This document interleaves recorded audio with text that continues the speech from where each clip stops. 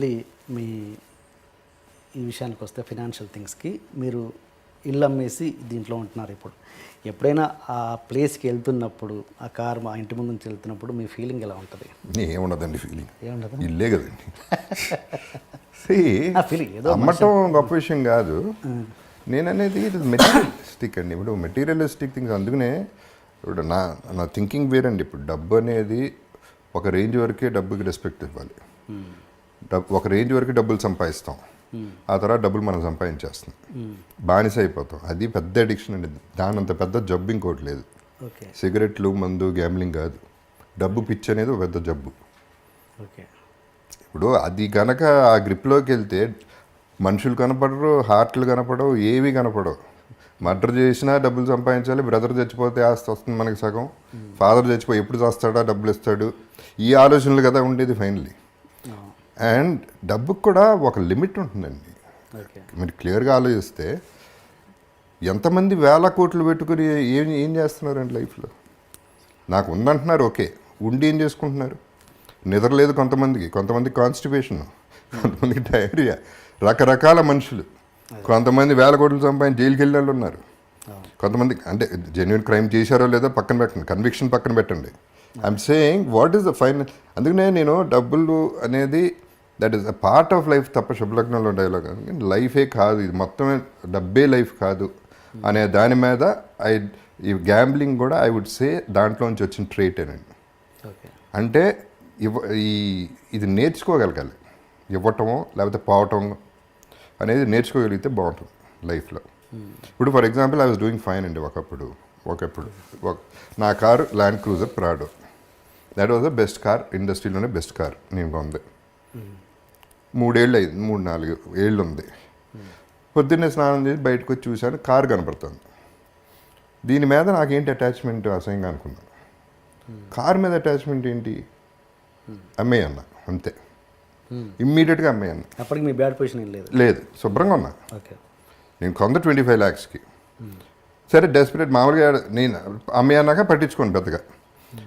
ఎవరో 9 లక్షలు 10 లక్షలు అన్నాడు, తీసుకుపో అన్నా. ఇక దాని గురించి డిస్కషన్ వద్దు. So that is how I feel. Letting go, వదలగలిగితే చేయి నొప్పి పట్టదు, పట్టుకుంటేనే చేయి నొప్పి పడుతుంది. ఇది నాది నాది నాది నాది అంటే మనం we're torturing our mind and body and everything. And మిగతా అన్నీ మర్చిపోతున్నాం. ఎంతమంది పేరెంట్స్ని కలుస్తున్నారండి, ఎంతమంది కలిసి ఉంటున్నారు ఫ్యామిలీలో, ఎంతమంది హస్బెండ్ అండ్ వైఫ్ హ్యాపీగా ఉంటున్నారు. డబ్బు విషయంలో కూడా ఎన్ని డివోర్సులు జరుగుతున్నాయి. So all this the main villain in life is money అండి. సో అందుకనే నేను ఆ మనీ అనే దానికి అంత ఇంపార్టెన్స్ ఇవ్వకూడదనే నా ఫిలాసఫీ అండి. బికాజ్ నేనేంటి, నాకున్న డబ్బు నాకు చాలా తక్కువ ఉందండి నిజం చెప్పాలంటే. అది కూడా మళ్ళీ తిరిగి సంపాదించింది. కానీ నేను నా ఫస్ట్ క్లాస్లో వెళ్తాను, నా 5-star హోటల్లో ఉంటాను, నా ఫ్యామిలీ అట్లాగే వెళ్తుంది, ఫ్యామిలీ అలాగే ఉంటుంది. పిల్లలకి ఎంత మిగిలితే అంత పిల్లలకి ఇస్తాం అంతే. ఎవడో రూల్ పెట్టలేదు 1,00,000 కోట్లు ఇవ్వాలని. వాళ్ళ బతకాలి. ఇవ్వగలిగితే ఇవ్వలేకపోతే నోరు మూసుకు కూర్చో అంతే. అండ్ మీకు బ్యాడ్ ఫీల్, కొంత ఫ్రస్ట్రేషన్ కూడా ఉందండి దీంట్లో. బికాజ్ ఆ ఒక్క దృష్టితోనే చూస్తున్నారు జనాలు. పొద్దున్న లెగిస్తే ఎలా మోసం చేద్దాం, ఎవరిని బకరా చేద్దాం అనే పద్ధతిలో ఎంతమంది ఉన్నారు అంటే నెగిటివిటీ స్ప్రెడ్ అవుతూనే ఉంది. అందుకని I don't go for parties అండి. పార్టీస్కి వెళ్తాం, ఓకే, ముందు కొట్టేస్తాం, రాత్రి అంతా ఒకళ్ళు మాట ఇచ్చేస్తాం, రేపు మనం అది చేసేద్దాం ఫోన్ కూడా ఎత్తారు రేపు. సో అల్టిమేట్లీ దానికి ఎంత వాల్యూ ఉందో చూడండి, అండ్ మనకెంత వాల్యూ ఉందో చూడండి. సో మనిషికి వాల్యూ ఇస్తున్నావా, డబ్బుకి వాల్యూ ఇస్తున్నావా అనేది ఇంపార్టెంట్ పాయింట్. మీరు అన్నారు ఇప్పుడు నా 5-starలో ఉండాలి, నా ఫ్యామిలీని అలాగే. నేను 5-starలోనే ఉంటాను, 150 రూపీస్ రూమ్లో కూడా ఉంటానండి. అది కూడా ఉంటా. I'm telling I can afford.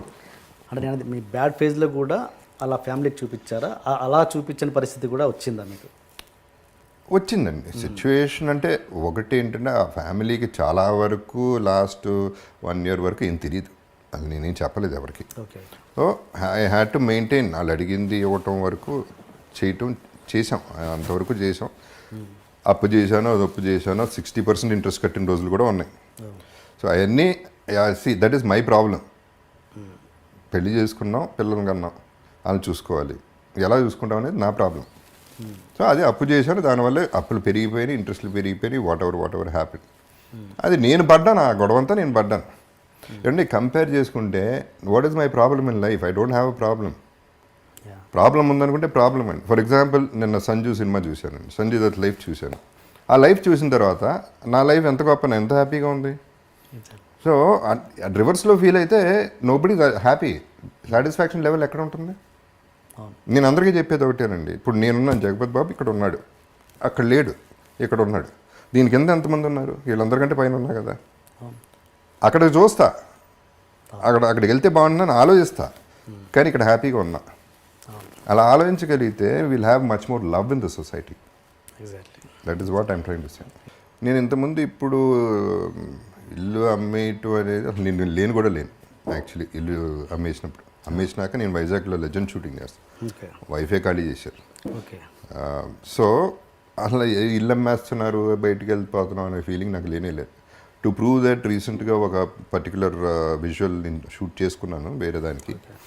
ఆ ఇంటి ముందే నేనే కావాలని తీసుకెళ్ళి కెమెరా పెట్టి గేట్ బయట నుంచుని, ఒకప్పుడు నా ఇల్లు ఇది, ఇప్పుడు ఇల్లు అదే, అడ్రస్ అదే, పేరు మారింది, అంతే జరిగింది, అంతకంటే ఏమీ జరగలేదు. ఈ ఇల్లు పోవడం వల్ల నాకేం పెద్ద నష్టం కలగలేదు, ఎందుకంటే పెద్ద ఇల్లే కట్టుకోగలను. So it is not an issue అనేది ఇంతకుముందే చెప్పాను. వాటి మీద ప్రేమ పెంచేసుకుంటే మనం ఎందుకండి ఇంకా. కావాలి, ఇల్లు ఉంటే బాగుంటుంది. బ్రహ్మాండమైన ఇల్లు కట్టడం చాలా ఖర్చు పెట్టి చాలా మంచి ఆర్కిటెక్ట్తో బ్రహ్మాండమైన ఇల్లు. అందరూ వచ్చేవారు, అందరికీ విపరీతంగా వచ్చేది, అందరికీ 300 రోజులు భోజనం పెట్టేవాడిని. So wonderful times we had, all that is okay fine. But situation అది అయితే ఏమవుతుంది ఏమంటే, ఇప్పుడు హాస్పిటల్కి వెళ్తే పేషెంట్ని చూడటానికి ఒక రూమ్కి వెళ్తే పేషెంట్ చచ్చిపోయాడు, వేరే పేషెంట్ వచ్చేసాడు, పేరు మారిపోయింది, అక్కడ మనిషే పోయాడు అక్కడ. అంత సింపుల్గా జరుగుతుంది. ఇల్లు, కారు ఇట్లాంటివన్నీ అంత సీరియస్గా తీసుకుంటే I don't think you're giving value to your life.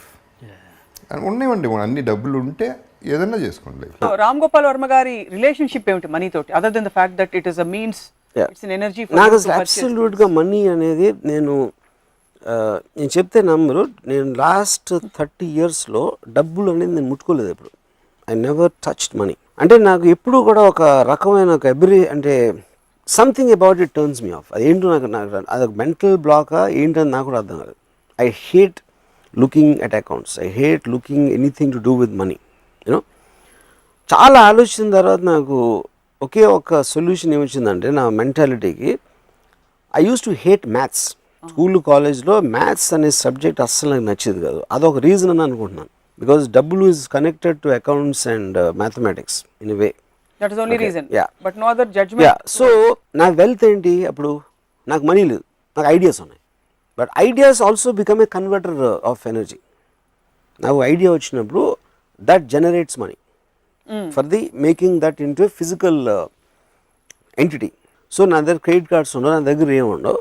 నాకు ఎప్పుడైనా ఒక ఎనర్జీ అంటే ఇందాక నన్ను డబ్బు ఇస్తే ఎనర్జీ వస్తుంది కాబట్టి నా ఐడియా ఇస్తే నాకు ఎనర్జీ వస్తుంది.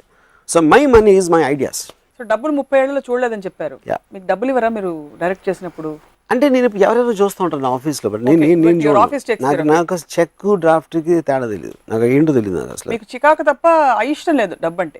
నీకు ఇంకొక ఎపిసోడ్లో చెప్పాను, as long as I get up in the morning, నిద్రపోయే వరకు ఆ రోజు నేను తలుచుకుంటే అది చేయగలిగితే దానికి కావాల్సిన ఎనర్జీ నాకు నా ఐడియాస్ నుంచి వస్తుంది, నాకున్న వాట్ ఎవర్ వర్క్ కెపాసిటీ నుంచి వస్తుంది, దాని నుంచి వస్తుంది.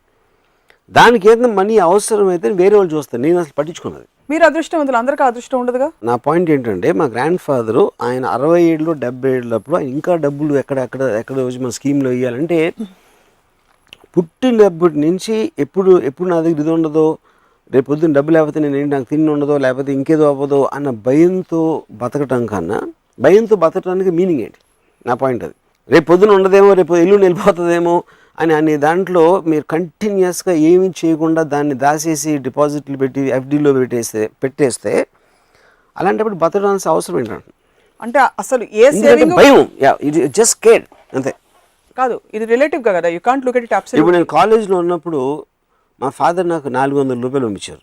ఈ 400 రూపీస్ ఆ రోజుల్లో ఆబ్వియస్లీ మెస్ బిల్లు ఇవో అని రకరకాల వాట్ ఎవర్, అది నేను మొత్తం ఫస్ట్ డే ఖర్చు పెట్టాను. తర్వాత ఏం చేసేవారు? ఐ డోంట్ నో, వెళ్ళిపోయింది లైఫ్ అలాగే.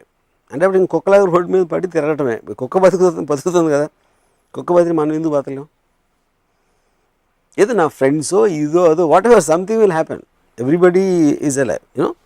సో ద పాయింట్ ఈస్, ఆ రోజు 400 రూపీస్ తోటి నేను ఒక రెస్టారెంట్కి వెళ్ళి బియర్ తాగి చికెన్ బిర్యానీ తిని సినిమా ఒక 5-6 సార్లు చూసి వడవర్ అలాంటివి చేసి ఆ పవర్ ఉన్నంతసేపు దాన్ని సేవ్ చేయకుండా ఖర్చు పెట్టాను అంతే. మీరు ఆ 400 రూపాయలు ఖర్చు పెట్టేస్తున్నప్పుడు మీ స్టేట్ ఆఫ్ మైండ్ ఏంటి? ఆప్షన్ ఏ, అయిపోయాయి చూసుకుందాం తర్వాత.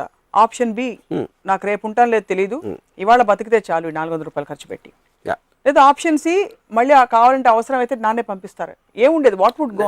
నాన్నని పంపించి ఎప్పుడు అడగలేదు మళ్ళీ. I never did that. I know as long as your అంటే ఇప్పుడు ఎనర్జీ ఉంది నా దగ్గర, డబ్బు అంటే ఎనర్జీ, కన్వర్టబుల్ ఎనర్జీ ఉంది. సో లైఫ్ అనేది నా టైం వెళ్ళిపోతుంది. I value time the most. ఎందుకంటే మిగతా అన్ని వస్తే వెళ్తాయి కానీ టైం అనేది వెళ్ళిపోతూనే ఉంటుంది. సో ఆ టైంలో నాకు ఒక ఎంజాయ్ చేసే ఒక పరికరం నా దగ్గర ఉందంటే నేను ఎంజాయ్ చేస్తాను, because I want to live my life intensely and at that time. దాని తర్వాత మధ్యాహ్నం ఏంది రాత్రి ఏంది చూద్దాం. And it works, it work for me at least, it works for lot of people. Bridge దగ్గరకు వచ్చినప్పుడు క్రాస్ చేస్తే చాలు, అది తర్వాత చూసుకుందాం, అప్పుడు వచ్చినప్పుడు చూసుకుందాం.